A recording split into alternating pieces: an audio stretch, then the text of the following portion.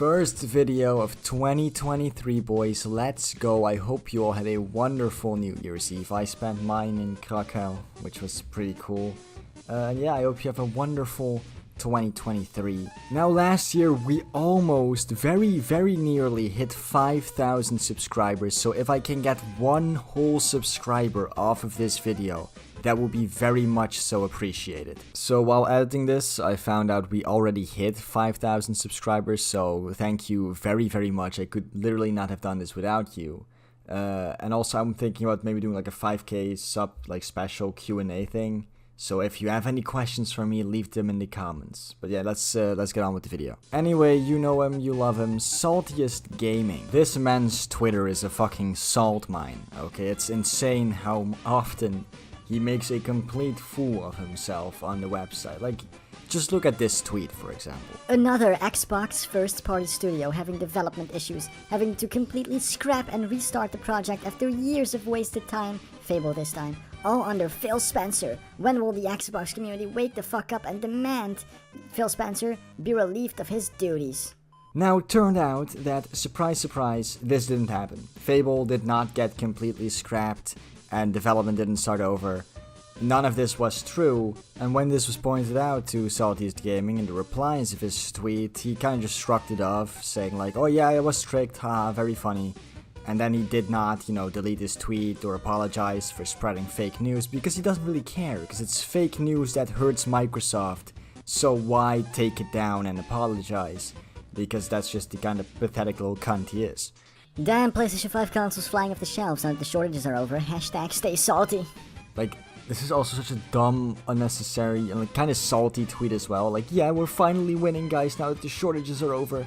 Like, how does that mean that you're winning? First of all, just because PlayStation is winning, doesn't mean you are winning. Okay, that's fucking pathetic to think that. And also, yes, people can now finally buy a PlayStation because they finally fixed the shortages, even though everybody else already managed to do that like ages ago. But yeah, no, it sure is a win. But this isn't what I wanted to talk about. I just want to, quickly give you an example of how cringy this guy's tweets are. Like, almost every single one of his tweets is like this. But today, I want to talk about this tweet in particular. Congrats, Phil Spencer, you achieved the goal of brainwashing Xbox gamers to subscribe to GamePass to the detriment of not buying games. Capcom doesn't even list Xbox anymore when they do polls to their consumers where they buy their games. Major publishers are skipping the platform, shaking my fucking head. Now, there is a lot, and I do mean a lot, to unpack with this tweet, because it's absolutely just fucking ludicrous. The guy is delusional, if he actually believes what he wrote down here. Like, let's start with what he said about Capcom not even listing Xbox anymore when they do polls on their consumers for, where they buy their games. Now, in the image that is provided to us by Saltiest Gaming, Xbox is in fact not listed on the poll, and every other platform is, except for Xbox. But then it turns out that that image is fake. I don't know if he photoshopped it or something, but the actual poll does have Xbox on it. So, great job on being the very trustworthy source of news, Saltiest Gaming. Now, when it comes to this thing of like Capcom isn't putting their games on Xbox anymore, and most major publishers are skipping Game Pass and Xbox, like that's just, first of all, simply not true.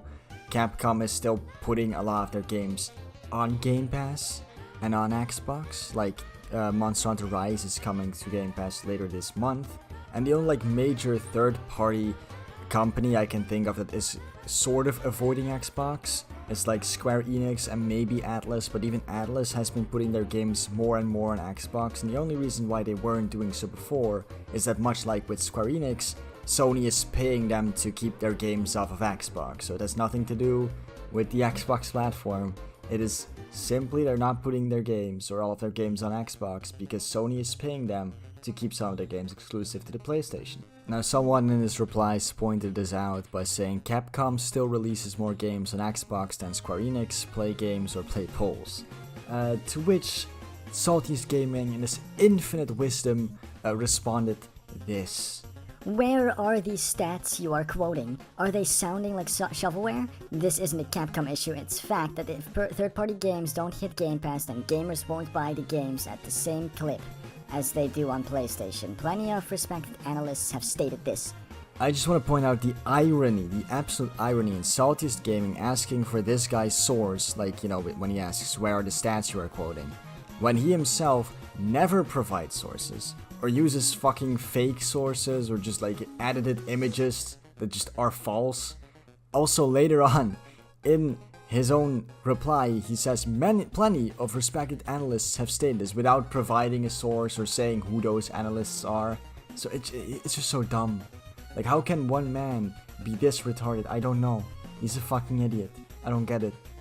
Good job, Saltiest Gaming, being a fucking good news source, asking other people for sources and then in the same exact tweet not providing your own sources. Very good. Amazing.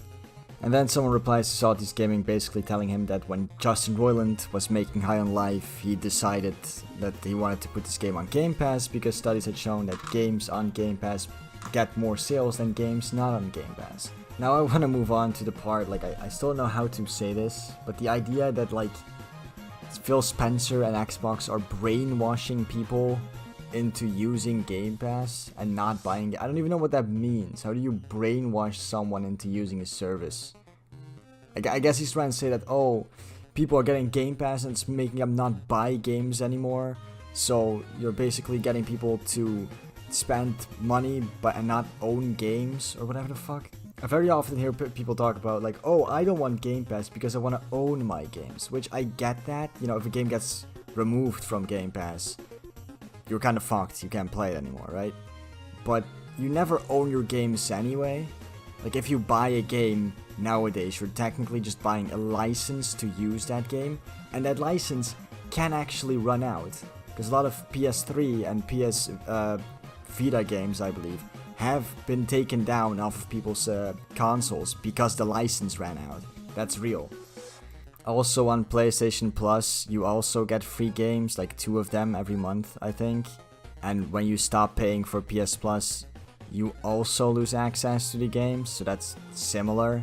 The only thing that can't happen is the games can't randomly be removed from the service, like they can with Game Pass, but I still don't see like where the brainwashing happens. Hey guys, here's a good fucking deal. $10 a month, 500 games that you can just download off the service and play whenever you want. What a fucking scam. But I don't know. I don't get it. I really don't understand what he means by the brainwashing thing. Like, it feels like he's trying to brainwash people with all his fucking fake news and shit. Pro PlayStation like propaganda. Like, the fact that this guy cares this much about plastic boxes is pathetic, honestly. Anyway, boys, I think I'm gonna end the video here. If you like this video, please like and subscribe to the channel, and I'll see you all in the next video. Goodbye.